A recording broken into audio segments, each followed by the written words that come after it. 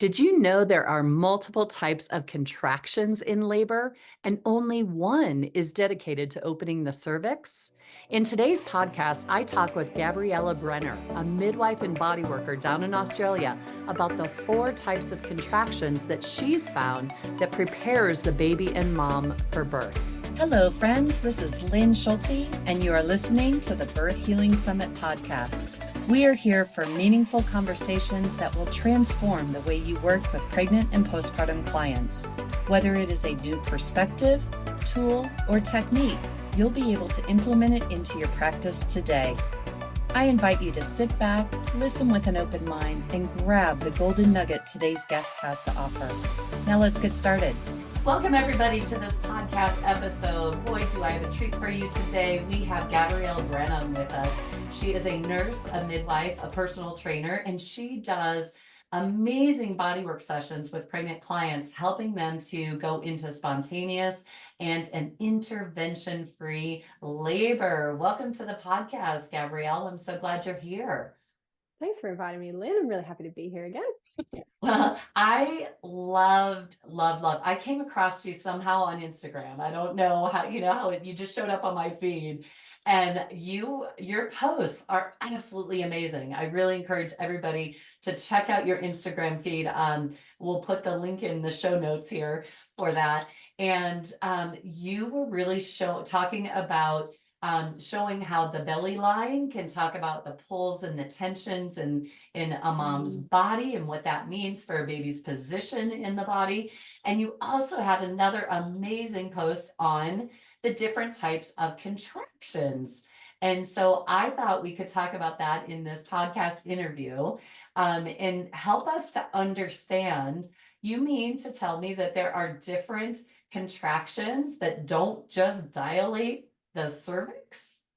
Yeah, I know it's controversial to say, but not all contractions lead to dilation. Because you would think, because that's what you're told, well, that's what you need to get a baby out. And it's one part of it. And what I've seen doesn't equate to every contraction relating to dilation. Like my practice as a midwife, I'll see heaps of different patterns, all doing different things. Okay, so first off, let's just introduce you to everybody because you started with your career as a midwife, correct? Correct. Yeah. Okay, and so you've been doing labor. So tell us a little bit about your journey. Yeah. So I've been practicing as a midwife for almost 7 years now, and started off being very medically heavy-handed, and then realized quite quickly that does not serve women, that does not serve babies or birth or my own well-being working in the birth space as well. So I kind of started my own journey rediscovering what birth actually is, because it's really sad, but we're not actually taught as birth workers how to actually support physiological birth. Like there's so much that we can learn about this space, and I was really drawn to it because I was so sick of seeing interventions that I didn't think should have been interventions. It was interventions because no one else knew what to do. It wasn't interventions because, oh, we're concerned about the baby, we're concerned about the mum. It was just, well, you're just not progressing, so I guess we'll just have a Caesar. And I'm like, that's not good enough. So I started learning from a whole bunch of different resources to see what else was out there, and then discovered the power of the body and how to work with it and the difference it can make in birthing outcomes and labor comfort and labor progress. And then with that, just being able to step back and look at what the body is trying to work on with that lens, I was able to see more clearly what the body's actually trying to work on. And it wasn't just trying to get the baby out, that's like the end goal, but there's all these little steps in between that it does, that if you look close enough, you'll see again and again and again, and you'll see it differently for everyone, but it's still aiming to get to the same goal, but that's not the only thing that's happening. So I'm super involved in that space now. I'm really interested and curious and always learning, and it's mind-blowing when you pay attention to birth what you see. Are you still currently in the labor rooms? Are you helping moms birth, or are you strictly doing bodywork sessions? No, I still work as a midwife in a hospital. Yeah. Okay. Yeah. Oh, good to know.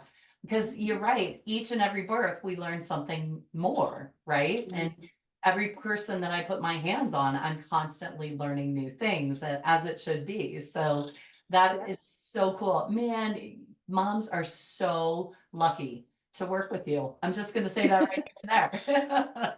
That's awesome. My sister actually gave birth just a couple of days ago, so she was the luckiest of them all.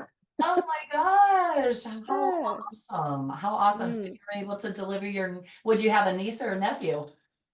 Little niece, my Little, sister did amazing. It was her labor taught me a lot actually, because obviously I can do all these things like to help support her body, and her body still said, I'm not ready for that yet. We need to do this first. And I was like, I need to be careful not to jump the gun in assuming, and it was really humbling, and it was incredible to kind of see how she chose to labor, because she had a very unique space. She's had a lot of pelvic injuries before, a lot of muscle tears. So she had a lot of different things happening in that area. And just the way that her baby and her body chose, she had a breech baby until she was 35 weeks. Like wow. she had a lot of different things happening. And it was just amazing to see where I was like, okay, I can add these things, but it's still the body that is telling me when it's ready to do things and why it's ready to do things. And I learned so much from it. It was amazing. You never stop learning in birth. It's so good. That's awesome. And I'm wondering, I'm making a mental note out loud that maybe we could do another podcast or maybe some interview about breech births. Do you, like, yeah, we'll talk more about that. I'm throwing that out there. Okay. Amazing. Okay. So, today we're going to talk about the different types of contractions and what those types of contractions are telling us, or what's actually going on with those types of contractions, right? Yeah. So I guess we'll just get right into it. Okay, please, let's Yeah, do let's do it. it. So upon my practice, I believe I've observed 4 different types of contraction patterns. And I'll see them at different times in the labor because they're all doing different things. So we need to just keep in mind that the body is perfect in its design. It can do everything it needs to, but different things can impact it. And so it has to navigate things differently. And so we just have to observe how it's choosing to navigate so then we can learn how we can further support it. And that's literally what we should do as birth workers. That's what we should do as anyone working with any pregnant clients. And that's what we should do as laboring and birthing women. We should just be really intuitive in, okay, how can I support my body to do what it needs? And contraction patterns is a really cool way to see what you might need to do.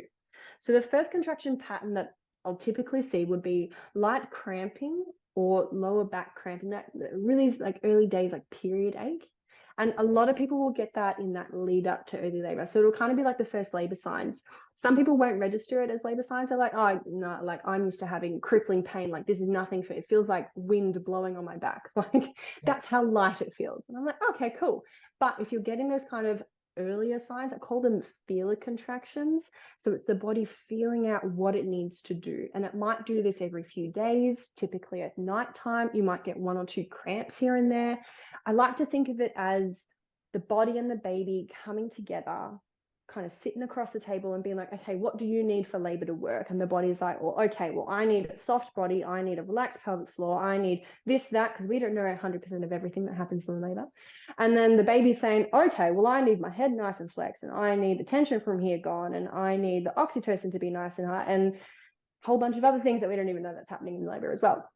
So I kind of see it as this meeting between baby and body. And then from that, they design a plan together and then work together to get the early labor started. So that would be that first step, the feeler Okay. contractions. I always say it's a dance. Birth is a dance between Yeah. mama and baby, and they've got to get into the right position and be able to move appropriately to allow that to happen. So, okay. Mm, So light exactly. cramping is the body checking things out.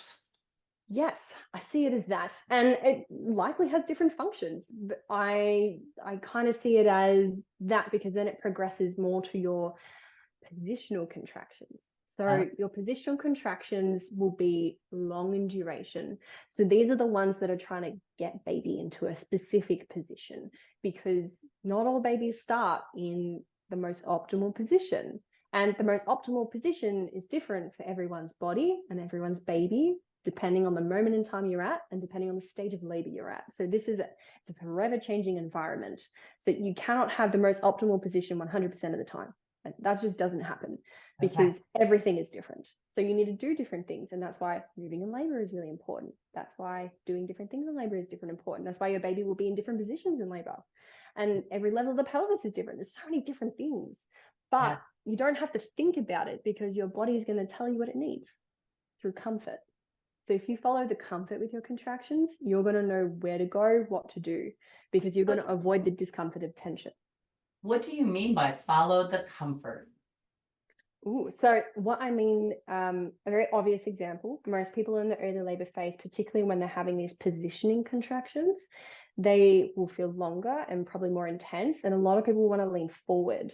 So most people in pregnancy have a bit of discomfort through the lower back, and they are trying to like move away from that discomfort by leaning forward, or they're trying to lengthen and relax that lower back.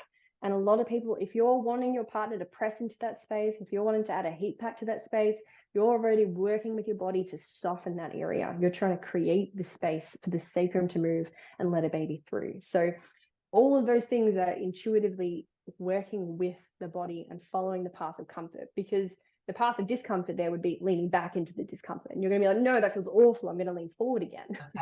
Okay. So it's a simple thing to do. You don't have to think too hard about it. You just have to have that ability to connect with your body and think, okay, well, that was uncomfortable, so I'm going to go here now.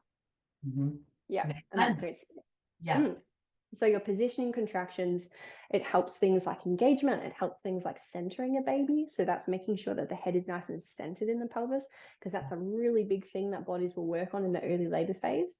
And it can help with flexion as well. So the longer ones, you don't have to have like a long period of them. You might just have a longer one and you might have like a few like little cramps, and then you can have a longer one again, because the body's constantly doing little and different things.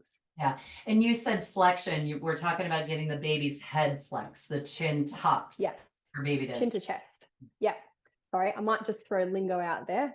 I'm asking clarifying questions just so we all understand what you're trying to say. So that's great. That's perfect. Yeah.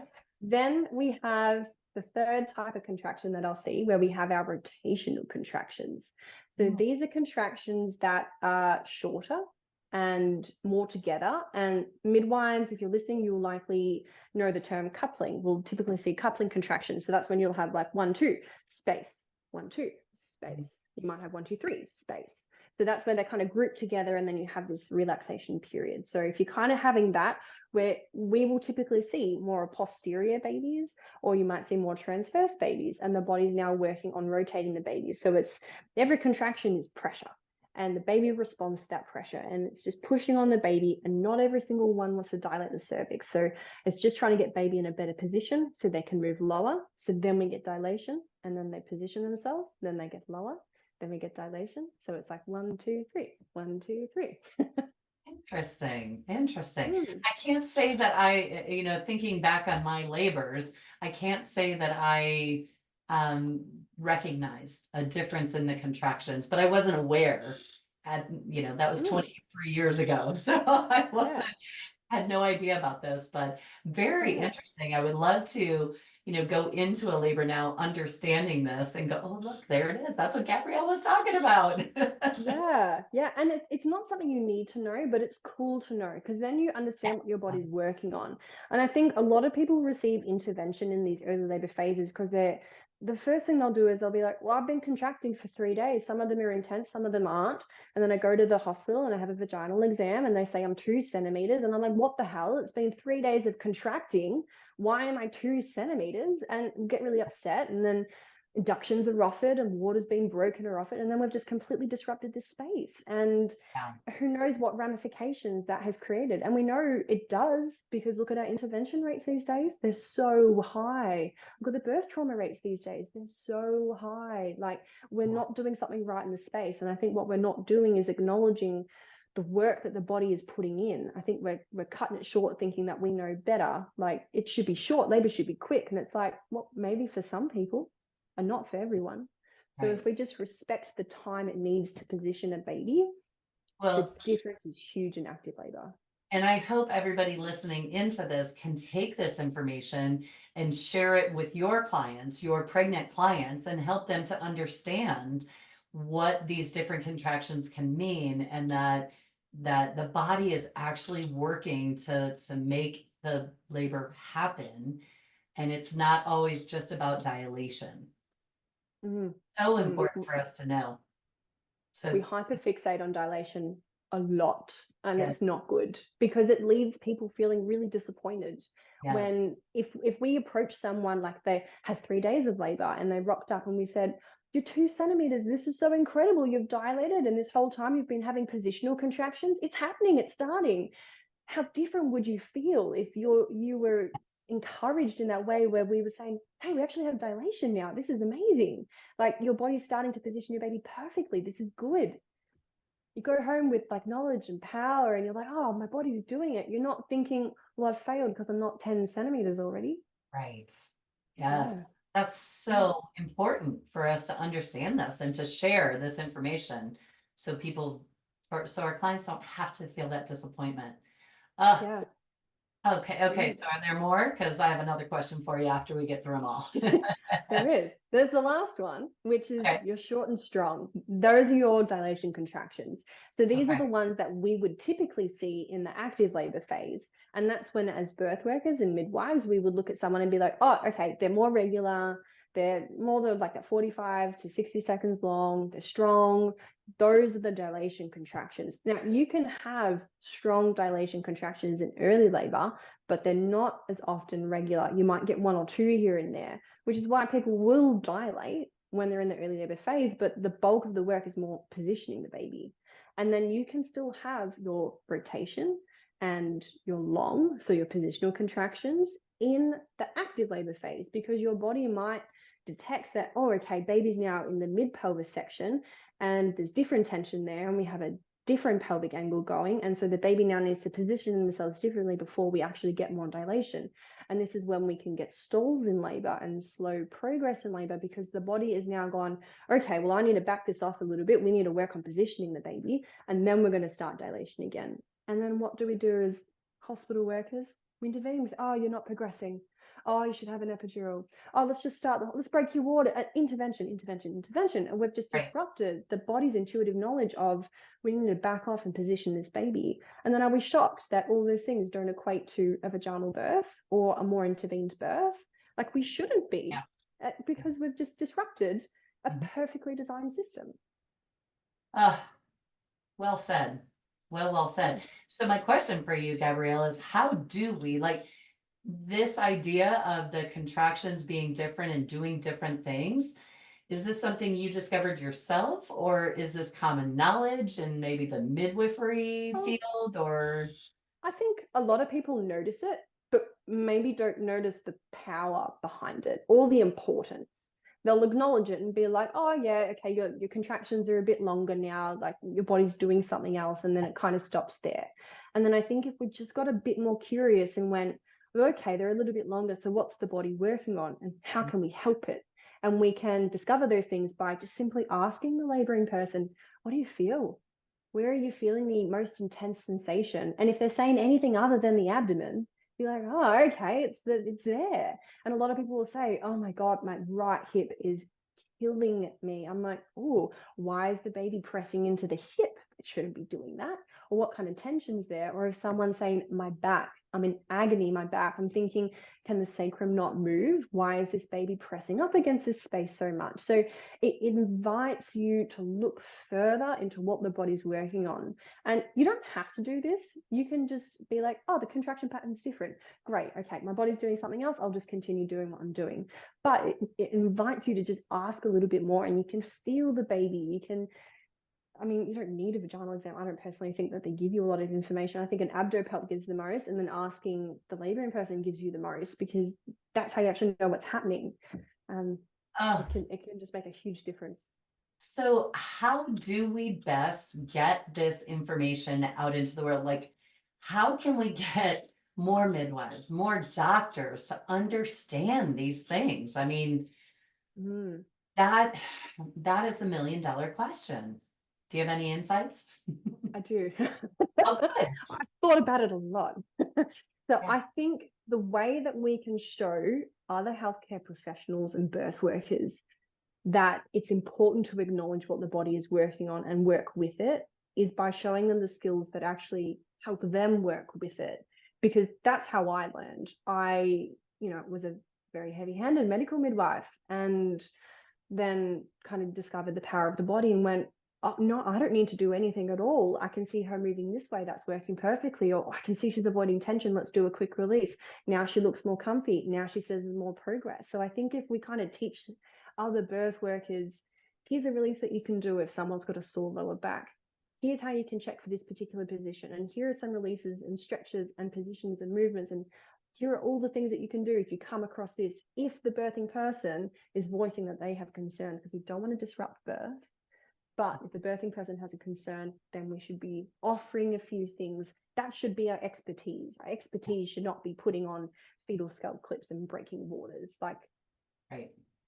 that's Yeah. a tiny part of the job, and we've made it the part of the job, and it's really sad. So I think if we kind of show people how they can work with the body, then they can start to acknowledge the power of the body and the baby. And then we'll start backing off in interventions that aren't necessary, because some are necessary and some are not. And we're just doing it willy-nilly now because we just don't know what else to do.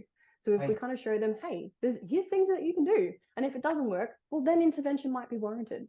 I think that'll be a good pathway. Yes, absolutely. That sounds awesome. Are the things that you're talking about that we can do during labor, are those the spinning baby maneuvers that you've learned in the past? Or I know you do body work yourself. Mm. For someone who can't touch the body, or I'm thinking of like the doulas who are in birth, I know they can show, and there's been power in doulas coming in and doing some of the spinning baby maneuvers to help babies move. Um, but I'm curious about the body work part of it Mm. Mm. during labor. Yeah, I think the spinning babies is amazing because it brings the positional aspect into it. And I think that's one part. And then the other part is you need to have soft and responsive space for then the positions to be more effective. So Yes. I find that for some clients, when I'm working with them in labor, all they need to do is press on this one sacral ligament and then their baby comes flying out. And then for others, I have to relax the space. They notice no difference. Then we get into the position. Then there's a difference. And they're like, now I can feel the progress. So I think it is tricky if you can't be hands-on, because it is an incredible thing to bring into the space.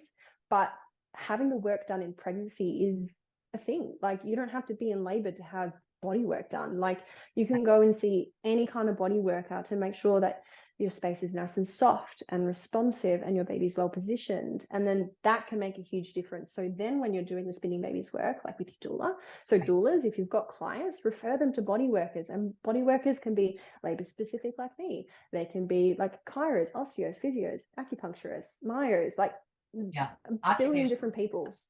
Yes. OTs, yeah, like Yeah. there's so many practitioners out there, and people will need different ones. So I think Right. refer where you can, and then have the skills, and then just build up your client's confidence in understanding their own body, and show them how to understand their body better, and get them to work with body workers who can also help them understand their body and baby better, because that's what birth should be. It should be this mum and baby just in their space working together, and we're just watching. That should be birth.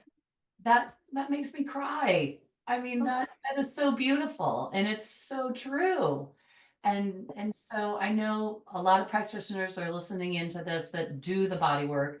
For those of you that are doulas that are listening in, please find those practitioners that you can work with to help work with the soft tissue and the bony structures to help release them prior to labor, so that when you do the spinning babies activities, there is more space and more softness for the body to be able to do what needs to happen for baby to get in that best position to come on out for the birth. mm-hmm.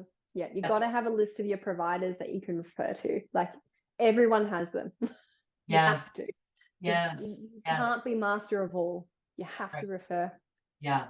And we need more people trained and knowing what to do with this work. And that's my passion and the work that I'm doing in the world. So Thank you, Gabrielle. This was amazing. I hope it's opening everybody's mind to a new way of looking at contractions and what those contractions are actually doing for birth. And I just want to put a plug in for those listening in that Gabrielle and I did an amazing interview for the Birth Healing Summit happening in April of this year. And in that interview, Gabrielle talks about positioning a baby and what that's telling us about where there's tension in the body. Also, the aches a mom brings to her complaints to your sessions, what you should be looking for with those. And then also looking at the belly line, that linea negra, and what that is telling us about the tensions in her body. So it was and is a fabulous interview. I was just, as we were doing it, I'm like, oh my God, this is worth price of admission right here, Gabrielle. What you shared in your Birth Healing and Summit interview is worth the cost of the summit itself. So everybody, please make sure you check out Gabrielle's interview during the summit this year, okay? Because if you liked what you heard here, she goes into a lot more valuable information that we all need to know as body workers working with pregnant clients. So thank you for that, Gabrielle. Thank you for the work No that you worries. do in the world. And I can't wait to have you on here again. There are so many different topics that I know you and I can explore. So everybody, you'll be seeing Gabrielle back here on the podcast. So thank you, Gabrielle, for your time. I'm so grateful to you. And thank you, everybody, for listening in. And we will see you all on the next episode. Take care. Bye-bye. Today's podcast was brought to you by the Institute for Birth Healing. To discover more, visit instituteforbirthhealing.com. To claim $50 off of any online course, use coupon code podcast50 at checkout. Till next time, I'm Lynn Schulte, founder of the Institute for Birth Healing.